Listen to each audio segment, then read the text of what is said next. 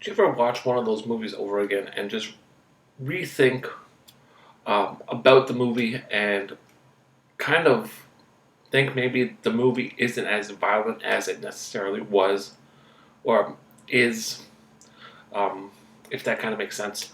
Basically, the movie I'm talking about here is Braveheart. You probably saw it in the title.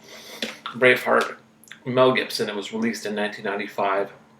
This movie, when it was released, actually had to cut down on a lot of the medieval war violence that was in this movie, based on the fact that it was too extreme. But nowadays, in the present day, being 2015, we see a lot worse violence on television shows, such as Game of Thrones or Sons of Anarchy or numerous other television shows that are out there. So it's interesting to actually see that this movie um, actually had to cut down to get a rated R rating.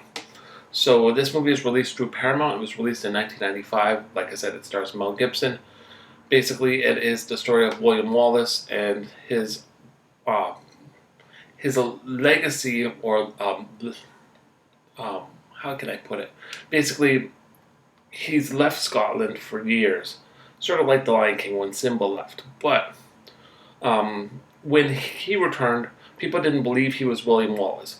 They had this mystical illusion of what William Wallace stood for, or who William Wallace was. They thought he was a 7 foot man that could slay hundreds of people on his own.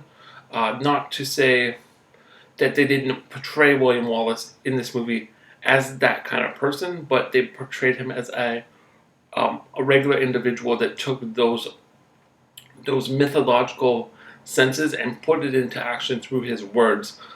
He went out there and fought for Scotland. I believe it was in for the first English independence. I believe that's what it was. And basically, when he was fighting, it was all about freedom, gathering the troops, making sure everyone was hyped up to actually go out there and fight for the right of their country.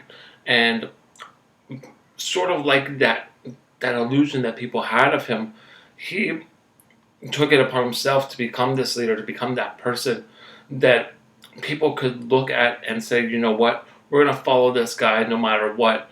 We're going to listen to what he says, even to, spoiler in this movie, even when he's on his deathbed, when they're going to hang him towards the end, and actually he's laying there almost dying, and they said, you have one last word. His last word is freedom, and it hit home with so many of the actual people that were surrounding him, because he screamed it so loud that the that they could see the passion that he had to actually overcome the odds in this movie.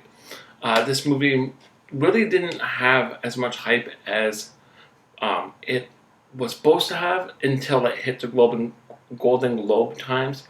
Basically, after the Golden Globe, then it was recognized as a movie that truly needed to have that Oscar kind of feel, and that's when it was nominated for 10 Oscar Academy Awards, and it went home with 5 of them, including Best Picture.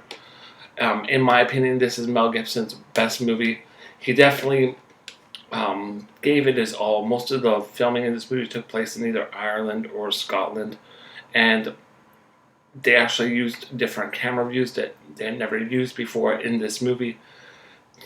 The perspective of William Wallace being that warrior, you also saw a sensitive type when his wife ended up dying in the movie. You saw him as a child early on in the movie, and him witnessing his father's death.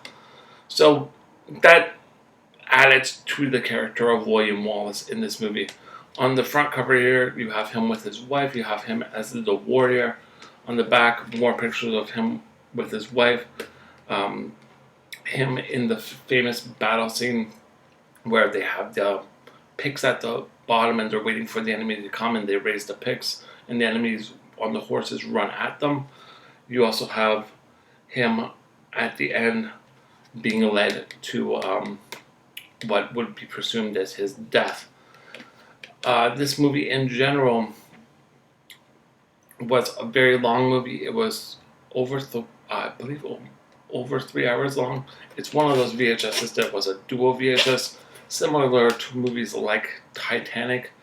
It's kind of weird when you're watching it because there's that cut, but the cut seems to be a perfect cut to where um, it really doesn't matter if you put it in the next VHS. Another thing I wanted to mention about this movie was that, what else was I going to say?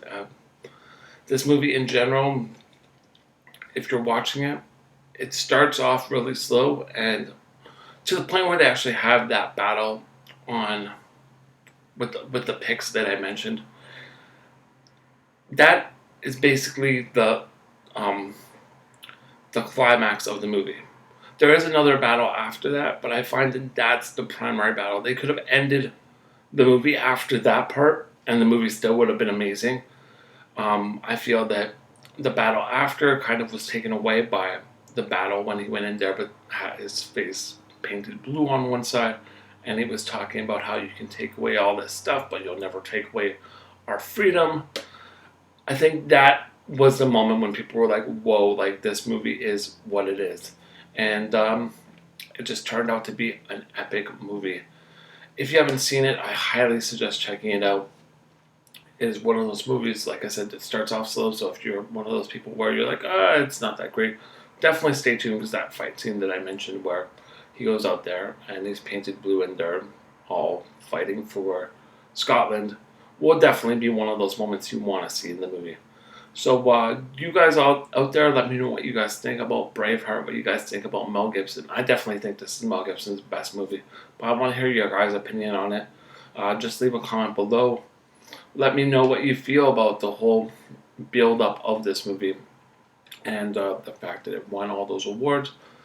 Like I said, just leave a comment below. If you could also just hit the subscription button below, I would really appreciate that as well. And if you want to hit me up on Twitter, all you have to do is just search the name Just Raymer, and that's my Twitter account, so you can link with me on Twitter there. And I will catch you guys in the next video.